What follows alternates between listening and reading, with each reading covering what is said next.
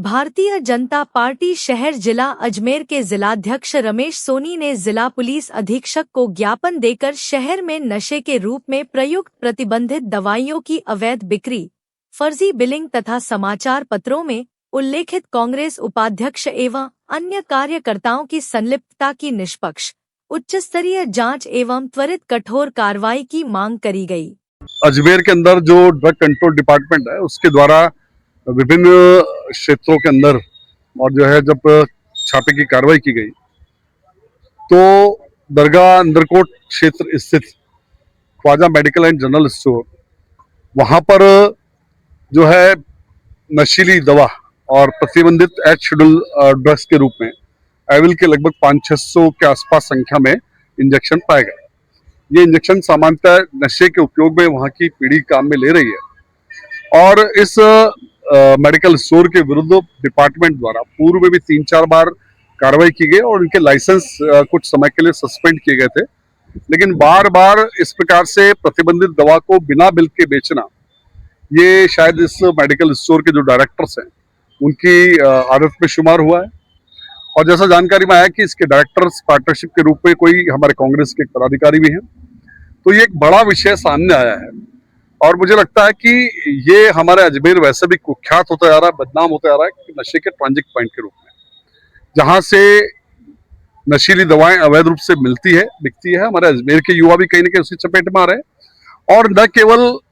अजमेर में बिकना बल्कि यहाँ से आगे तक भी जिलों में सप्लाई होती है।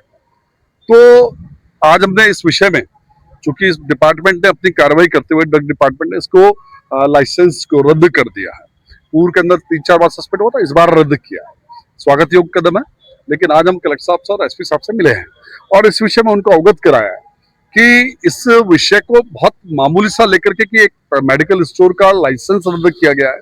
न लेकर के, बल्कि इसकी गहनता से जांच करनी चाहिए। और जांच के भी बिंदु जिस प्रकार से ध्यान में आते हैं कि 2 स्तर हो सकते हैं कि जो एविल इंजेक्शन पाए गए वो ये डिपार्टमेंट का कहना था कि बिना बिल के थे और इनके द्वारा जब बिल के बारे में बताया गया तो बताया कि दिल्ली से इन्होंने मंगाए थे। जांच में मालूम हुआ कि दिल्ली में इस नाम की कोई फर्म नहीं थी और वो बिल भी सब फर्जी थे। दूसरा हमारा ये पहलू है कि पहले उस इंजेक्शन की जांच करनी चाहिए कि वो इंजेक्शन वास्तव में असली है नकली है। यदि नकली है तो निश्चित रूप से कार्रवाई दुगनी होती है कि नकली ड्रग्स को और इस प्रकार के कहीं न कहीं से मंगा करके और जिस प्रकार से बेचा जा रहा है, तो ये बड़ा मुझे लगता है कि एक अपराध है। और साथ ही लगातार इस मेडिकल स्टोर का नाम पूर्व के अंदर भी जैसे डिपार्टमेंट के पास आया है, तो हमें लगता है कि ये एक अगर जांच करेंगे तो इनके जो संबंध निकलेंगे, मुझे लगता है पूरे कोई अंतर्राष्ट्रीय जो नशे के तस्कर्स हैं उनके साथ भी निकलने की संभावना है। जो इनपुट वहाँ के